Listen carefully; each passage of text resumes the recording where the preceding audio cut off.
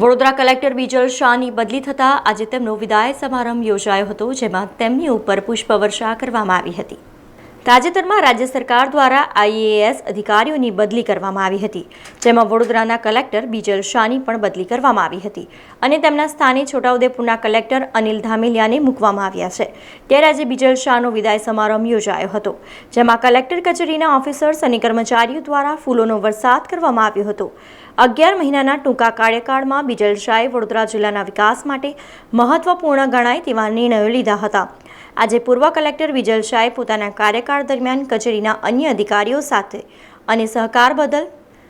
અધિકારીઓના સાથ અને સહકાર બદલ કર્મચારીઓનો પણ આભાર માન્યો હતો. ઘણી બધી ચેલેન્જીસ, ફ્લડ અને બીજી પણ સઘન કામગીરી કે જે તમારી વહીવટી કુશળતાની અને અનુભવની કસોટી થાય એવા ઘણા બધા પ્રસંગો નો અનુભવ થયો અને શક્ય હોય ત્યાં સુધી એ તમામ કિસ્સાઓમાં ખૂબ જ ગંભીરતાપૂર્વક અને દિલથી કામ કરી અને પડકાર હોય એમાંથી બહાર આવવાનો પ્રયાસ કર્યો હતો અને મેં અને મારી ટીમે ધ બેસ્ટ પોસિબલ જે થઈ શકે કર્યું છે અને કરવાનો પ્રયત્ન કર્યો છે.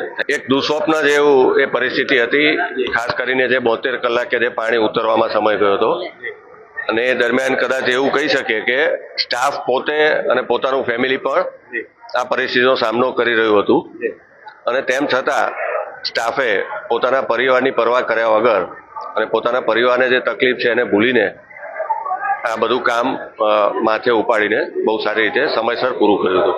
સમાચારોના સતત અપડેટ માટે TNN ન્યૂઝને YouTube પર સબસ્ક્રાઇબ કરી બેલ આઇકોન પ્રેસ કરો અને અમારી સાથે જોડાયેલા રહો Facebook, Instagram અને Twitter ઉપર.